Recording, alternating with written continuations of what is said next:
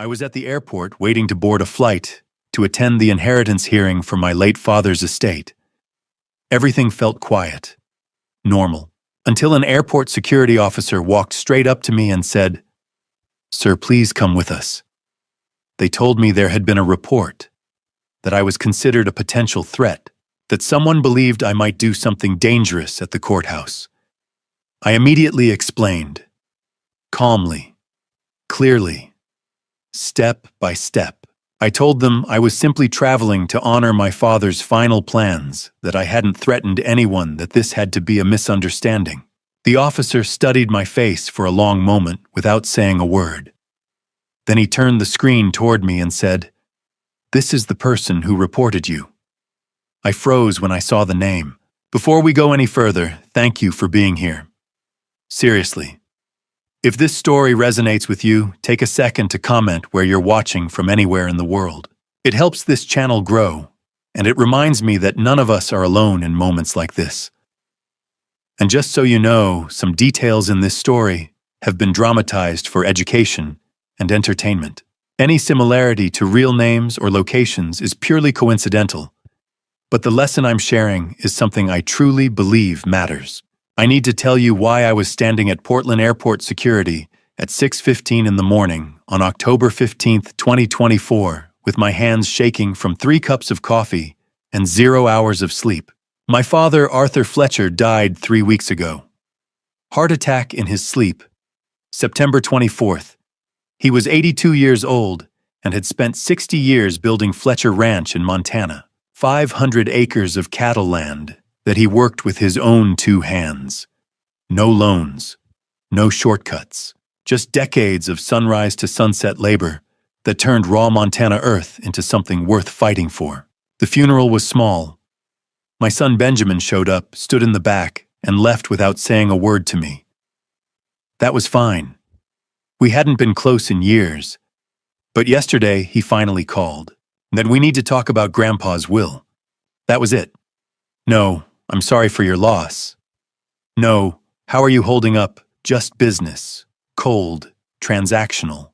Here's what Benjamin didn't know. I knew 6 months before he died, my father changed his will. The old one split everything 50-50 between me and Benjamin. The new one left everything to me, 100%. The ranch, the house, the cattle, all of it. So this morning, I had a flight to Montana. There was a probate hearing at Park County Courthouse at 10 o'clock sharp. Benjamin's lawyer filed a motion to contest the will. My father's attorney, Philip Garrett, told me I needed to be there in person. No exceptions. I'd done the math 100 times, wheels up at 7 land, at 9:15 drive 45 minutes to the courthouse. Tight, but possible. That's why I was at airport security at 6:15 a.m., placing my bag on the conveyor belt. Inside were my father's letters, 30 years of correspondence carefully organized. His medical records, personal journals. Everything I needed to prove he was sound of mind when he made that final decision. I walked through the metal detector. No beep. Clean. I reached for my bag on the other side, already calculating my next moves. Gate C7. Maybe grab coffee.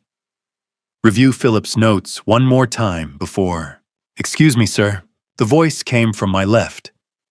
A TSA officer, mid-30s, with the kind of neutral expression that comes from years of dealing with difficult passengers. Officer Collins, according to his badge. His partner, Officer Parker, stood a few feet behind him. Yes. I kept my voice even. 30 years of teaching high school had trained me for moments like this. Stay calm. Don't react. "We need you to come with us, please." My stomach dropped, but I kept my face neutral. "Is there a problem?" "Just some routine questions. This way." Collins gestured toward a door marked, "Security Office, Authorized Personnel Only." Parker picked up my carry-on without asking. The message was clear, this wasn't optional. Stay calm. This is just like dealing with a student who's lying to your face. Don't react. Listen first. They led me down a narrow corridor into a small office. No windows, gray walls. One metal table bolted to the floor with 3 chairs that looked like they'd been there since the 1990s. The air smelled like stale coffee and cleaning solution. Collins motioned for me to sit. I did. Parker set my bag on the table and took up position by the door, not blocking it, but close enough to send a message. Mr. Fletcher. Collins began pulling out a tablet. We received a report about you this morning. My heart rate kicked up, but I kept my hands flat on the table. What kind of report? Collins glanced at the screen, then back at me. A phone call came in earlier. Caller identified himself as Benjamin Fletcher. He said he was your son. The room tilted slightly. Benjamin. The call came in at 4:47 this morning. Collins continued. His tone was professionally neutral, but his eyes were watching me carefully. The caller stated that you were traveling today. He expressed concern